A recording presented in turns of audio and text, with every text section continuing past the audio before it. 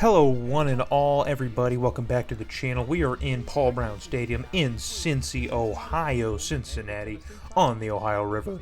It's a beautiful place. You've never been. I've been before. It's a very beautiful place. A little old now, but still very nice. We are back in our Madden 01 series. We're trying to rebuild the Bengals into anything. And today we have a very tough matchup in Cincinnati with the Tennessee Titans. They still have Steve McNair. They still have that man you saw, Eddie George.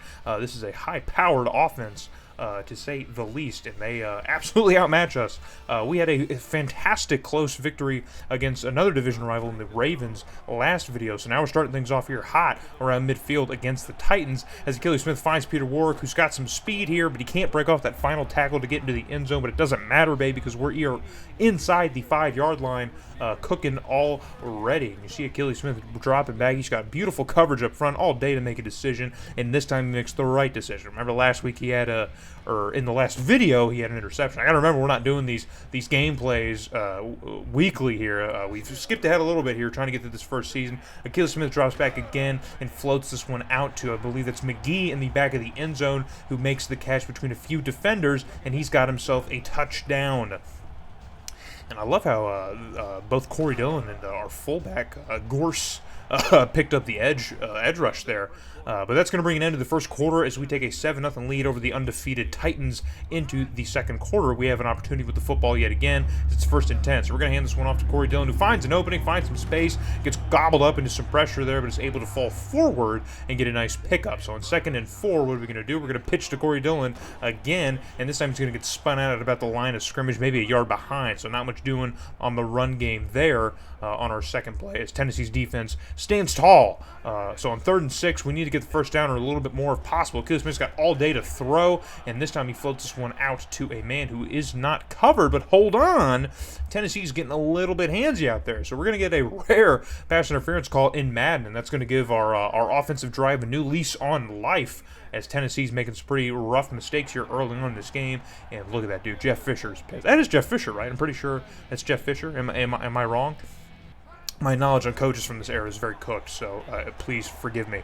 As we go for another pitch to Corey Dillon, and that play is about as successful, probably less successful than the first pitch we had was. So 2nd and 16, we're going to go with Corey Dillon again, and this time he's got an opening and gets back a lot of the yards that he just lost, but still, bold strategy to go run play on 2nd and 16. So on 3rd and 8, we're going to try and get it in the end zone. Achilles Smith's got all day to throw again, and we find, I don't know who that was. Was that Corey Dillon who came back to make that? No, I think that was our fullback.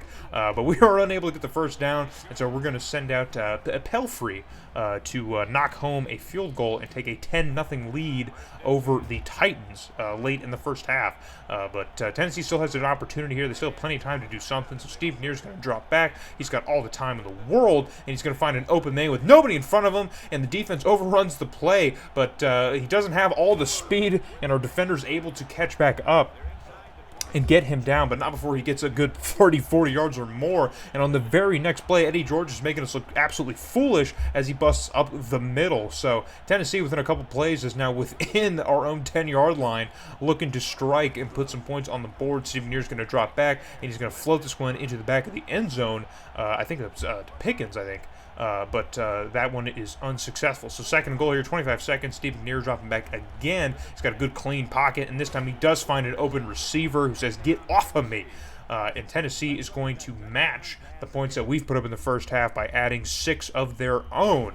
So that was a very nice, effective drive for Tennessee, something that we hadn't seen all half, but they finally wake up here at the very end of the second quarter to cut the lead to just 3 now, so we will take a 10-7 lead into the locker room. But coming out here into the second half, we're already a little bit into the third quarter, and Achilles Smith is going to find a defender trying to get that one out to Peter Warrick. It is Roll, the cornerback, who's going to come down with a pick here. It's his first pick on the season, as you see from the screen graphic. So Tennessee's going to have prime field position here to try and take a lead, eliminate the deficit and take a lead. And already Steve McNair is cooking with his boys as that completion puts the Titans inside the 30, deep into our territory. So defense isn't one of our weaker aspects. I mean, the whole team's pretty weak all around, but as you saw in the field there, Takeo spikes, and there's Carter just getting cooked all day long on that side of the field. So So defensive back help might be something we need. We already signed a free agent in the first video, but we might still need help on that other side. So 1st and 10 for the Titans here, just inside the 25-yard line. They got plenty of time to work here, and Steve McNair is going to drop back again. We haven't seen a lot of Ed George, and we don't need to because, boom, that connection right there works with Steve McNair, and I believe it's Pickens, right? Was that his name? I can't remember. Again, my knowledge of the league at this time is not what it should be. But it doesn't matter because they're making fools of us all the same. As the Titans are now cooking inside the red zone now. So 1st and goal for this Tennessee offense. They come out with just a single back here. It's just Eddie George sitting by himself. We got to watch for him to maybe get the football and bust this one in. Steve McNair says, no, I'm going to make it work on my own, and he does just that as he finds an open man.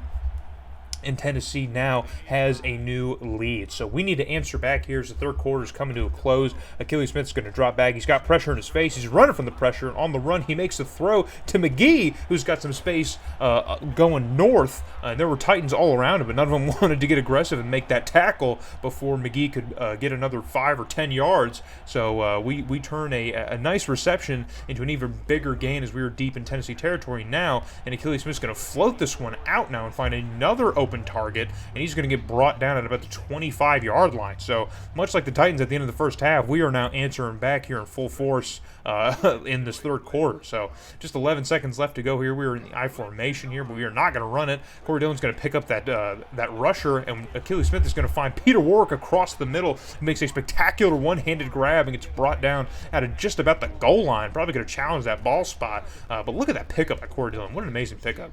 Achilles Smith still had to make a throw off his back foot, but Peter Warrick is a very athletic man who was able to make that completion. So that is going to bring a close to the third quarter, and we still trail by 4 points here, but we are knocking on Tennessee's door as Achilles Smith's going to drop back, and he's got all the pressure in the world. That was pretty contested there. There was a lot of contact on Dugans, but no flag there, so it's going to be 2nd and goal. We're going to try and punch this in here. Not going to run the football, and Achilles Smith is going to find his man in the back of the end zone. I think it was Battaglia. I think that's who that was, a backup tight end, perhaps. I think that was him. So we take a lead here late in the game, and we have another opportunity on offense as Tennessee is unable to do anything with the football. So it's a 2-minute warning, but as we saw in the Ravens game, things can go back and forth very quick and get very animated very fast. So no lead is safe and no lead is secure. So we're going to have to do something with the football here as we are deep in our own territory, and Corey Dillon's going to break off and get the edge, and he's got some space here, and he makes some defenders miss, and he's got a half step here, man.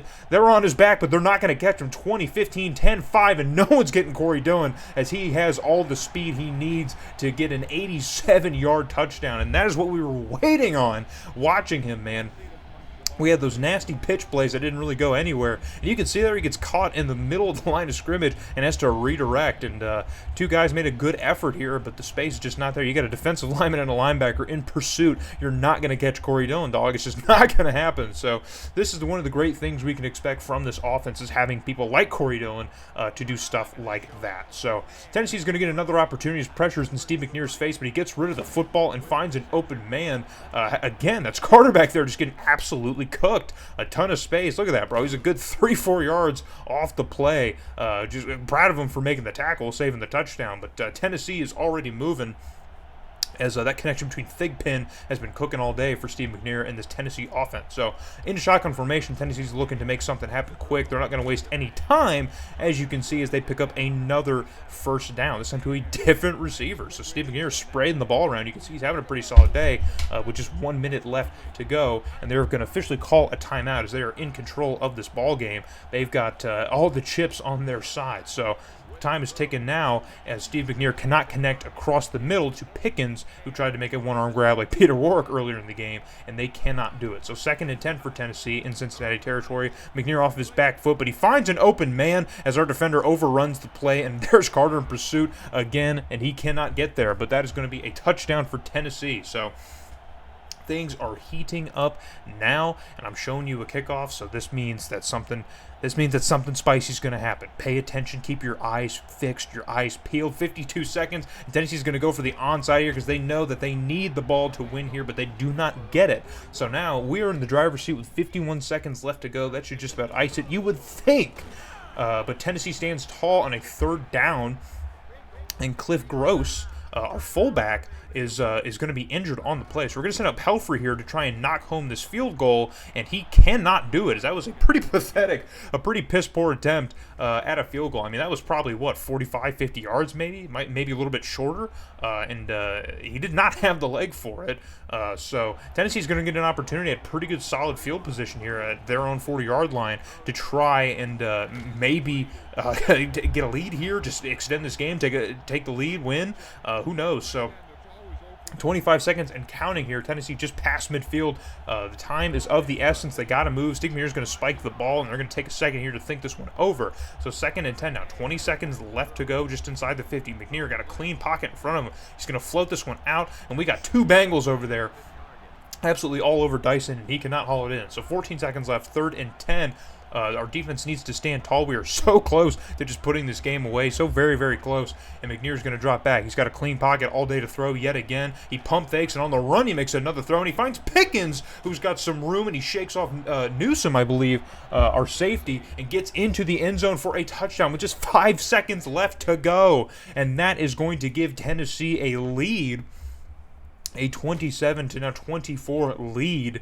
At the very end of the game, a heart-shattering play to watch as we were unable to do anything off the kickoff. So Tennessee's final game-winning touchdown from Pickens, from McNear to Pickens, is going to win them the game here in Cincinnati. A heart-crushing loss. That drops us to 2-3, and Tennessee extends their win streak to 5 as they start off the season 5-0.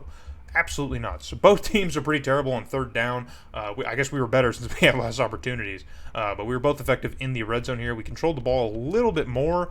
We're a little bit more effective. I mean, kind of even. It's a very even game. The score kind of reflects that. So Achilles Smith, a decent game. He did manage to throw another pick here. The completion percentage is right about at average. Like it'd be a little bit better. But Corey Dillon is obviously the bright spot here as he has 119 rush yards and 1 touchdown on very few amount of attempts. Peter Warwick, again, is our entire receiving offense. We're going to need to get another receiver to complement him. Tom Carter led the team in tackles, probably because he was always in pursuit getting burned all game long. But that's going to do that. So we're going to head now to the trade room here and see if there's something we can do to maybe try and bolster us. We have a few free safeties on the roster that we definitely do not need.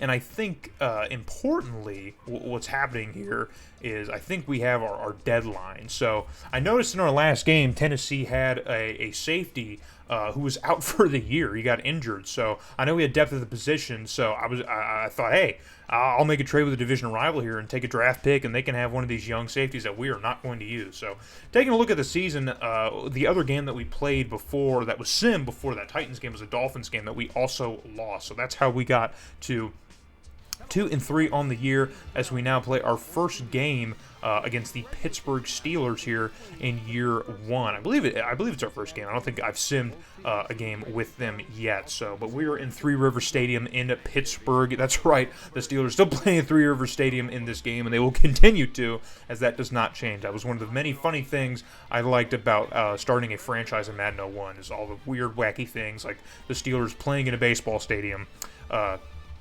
For the entirety of the franchise's history. It's also a very rainy and just bad day in Pittsburgh, and we stack up pretty well against the Steelers, probably one of the only teams in the AFC Central that we do. So we already have a nice opportunity here in Steeler territory. Achilles Smith's going to draw back and find McGee again, who's got some room up north, but he does not have the speed to evade his tacklers, his wannabe tacklers. So we're already facing a 3rd and 9 situation inside the 20. Achilles Smith's got to make something happen as he drops way, way back, and the pressure gets home as he just has to get rid of it. So we're going to send out Pelfrey now to try and knock this one through and take a 3-point lead, and he is able to do just that. So a 3-0 lead is all that's going to happen in the first quarter as the Steelers now have an opportunity around midfield. Maybe Cordell Stewart and the boys can do something, they can do something, and the running back's got the speed here. I believe that's, Zeroe? Jeez, you probably know who that is if you're a Steelers fan, but I have no idea. But he makes us look foolish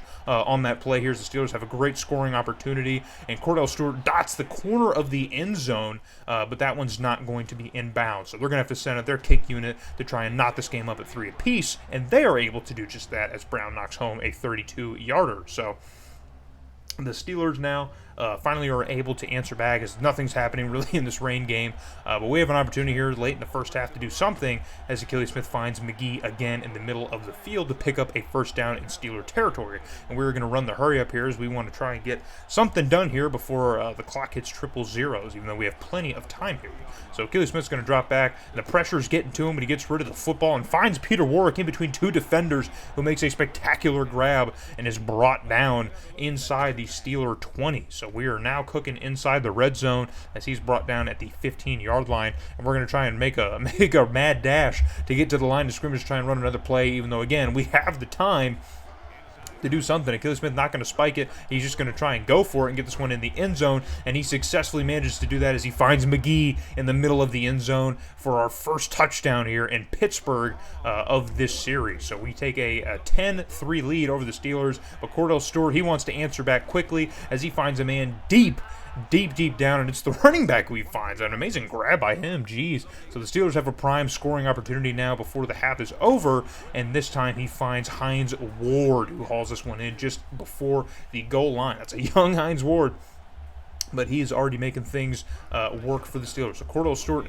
in shotgun formation, finds a Plexico burst in the back of the end zone, but he is out of bounds. So second and goal with 36 seconds left, and they're going to go on the ground game, and oh man, just within inches, he almost gets it in, but he cannot. So they're going to run the hurry up on third and goal with 29 seconds. The clock is continuing to tick. The Steelers got to move quickly here if they want this to work. Cordell Stewart from shotgun formation, and he again finds an open receiver, but he is out of bounds. So the Steelers are actually going to have to run away with just 3 points here when they very easily could have had another touchdown. That was pretty poor play calling and mismanagement. I see they're 1-4 now. So we're going to take a 10-6 lead over the Steelers into the second half as the Steelers have another opportunity with the football in the second half early as Cordell Stewart finds an open man. I believe that, what is that, Plexico Burris? I think it's Plexico Burris. And he is able to break off from the defenders. Just a poor play by our defense, really, if we're being honest. So the Steelers have a prime scoring opportunity, and they're going to take advantage of that prime scoring opportunity as Cordell Stewart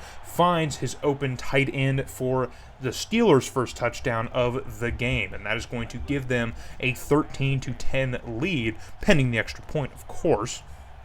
And I guess you can't rule that as a guarantee here with the rain, but that is going to be all that's going to happen in the third quarter as the Steelers are holding on to a 3-point lead. Anything can happen, as we've seen nothing but close calls at the end of the game so far. So the Steelers are going to need to tighten up on D if they want to contain us, because we've played some close shootouts here as our fullback Gorse gets the first down for us. Now we're going to hand this one off to Corey Dillon, who's got some space up the middle, just heads straight up the gut and has a nice opening and is able to pick up the first down before being brought down. And on a receiver reversal now, it's Dukins who's got the football, and he's got Achilles Smith leading for him, and he finds some open space and bouncing off some defenders and gets inside the 10-yard line, gets the first down and a whole lot more. So an interesting play call by us gets us a goal-to-go situation as we're going to go with Gorse again on the ground, and he's going to get picked up and sat down on his bum with not much room to go. So we're going to go with Corey Dillon now on second and goal, and he's going to get absolutely stuffed behind the line. So we got to get something here to get this one in,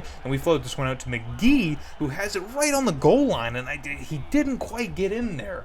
So on fourth and goal, we're at the 2-minute warning. We're just going to take our 3 points and tie this ball game.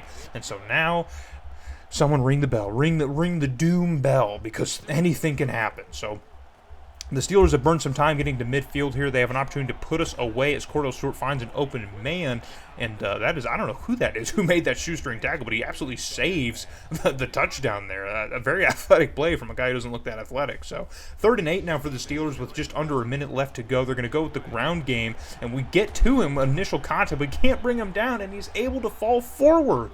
That is just inexcusable. You got to wrap him up and make that play. So the Steelers are in complete control of this ball game as they're just waiting for the clock to burn. They are right outside of the end zone, and they manage to get in as the fullback is able to cross the goal line and add a leading touchdown here. But we have 17 seconds of Achilles Smith all day here to throw.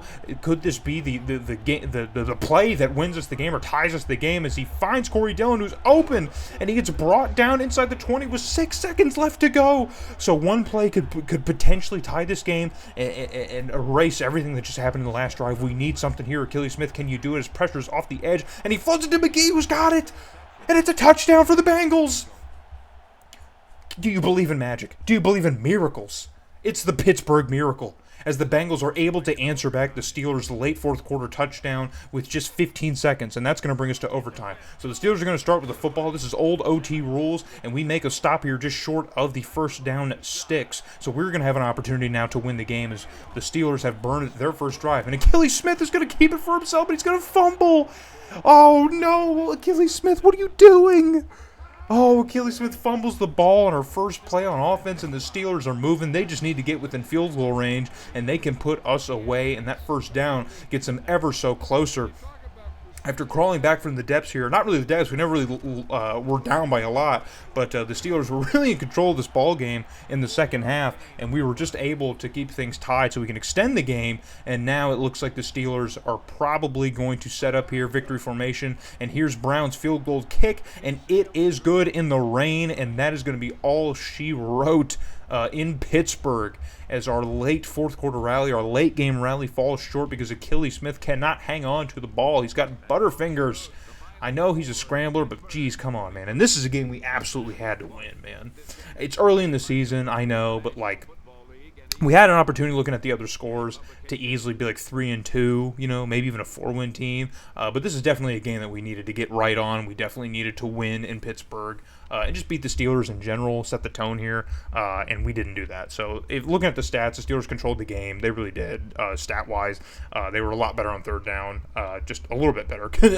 A little bit better. A couple more conversions is significant when we're talking about a game like this. Despite the fumble, Achilles Smith still has a pretty great game statistically, which we really cannot be mad at. I'd really like to see him improve his production.